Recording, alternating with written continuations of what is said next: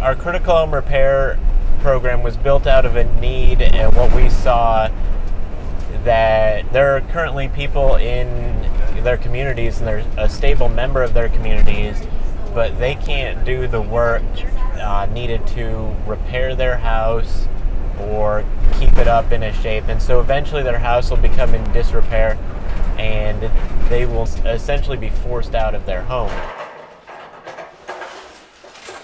To enter into our critical home repair program, the first step is to call and find out information, and if people are interested, then they send in their applications. Then it comes to our department, and in our department, we'll come out and we'll take a look at the house. That's usually the first time someone meets one of our representatives. We'll come out and evaluate the property and see if it fits within our budget and our scope of work that we do. Then we'll set up a time where we can come out and actually do the work. We also have a very old housing stock here in Montgomery County. The average age of houses is 1967. And so you've got all of these houses that are falling apart, for lack of a better term, and all this aging population at the same time. There was a real need, especially with lower to moderate income seniors. There are hundreds, if not thousands, of people who are in need of these services. We prioritize elderly, disabled, and veterans for our services. We're here helping a homeowner who's over 80 years old. We're helping clean up her backyard. There was a tree that was overgrown. Squirrels were using it to climb and bite through her screen doors and get into her house and damage her windows and the outside of her house.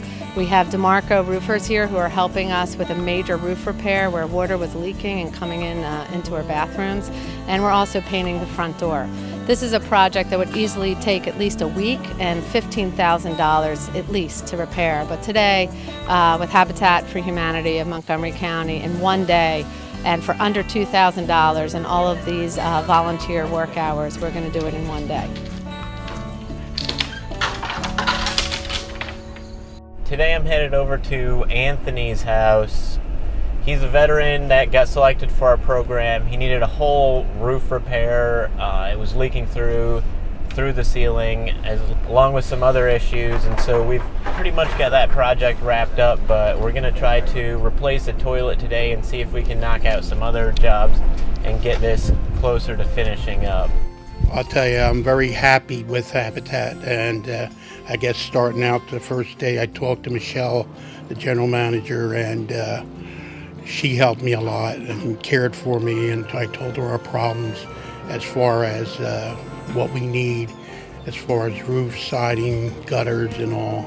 And the situation I came in with my mother and father passing, that we lost our rent, and they try to help me as far as with food and also with the house.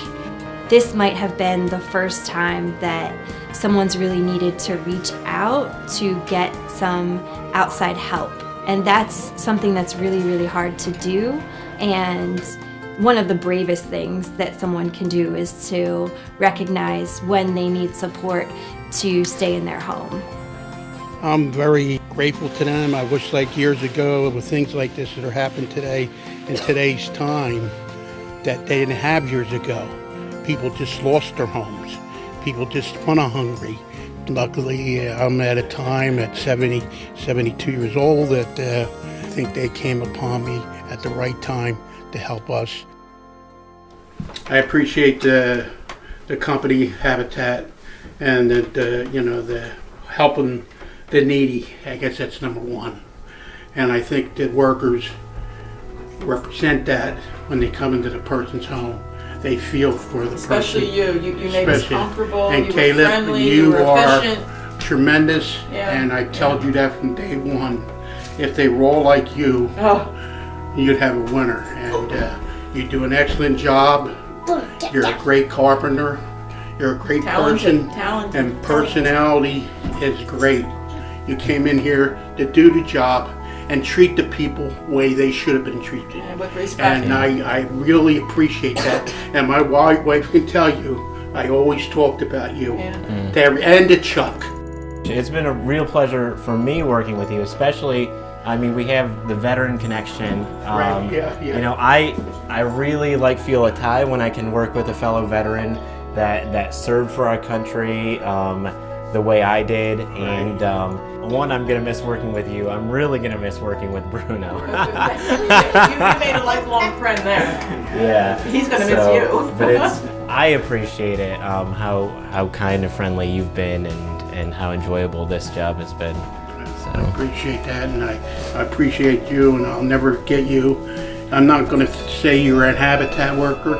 You're a friend, I appreciate it. and I mean that. I appreciate it. I do. Friendship developed, you're right. I tell you.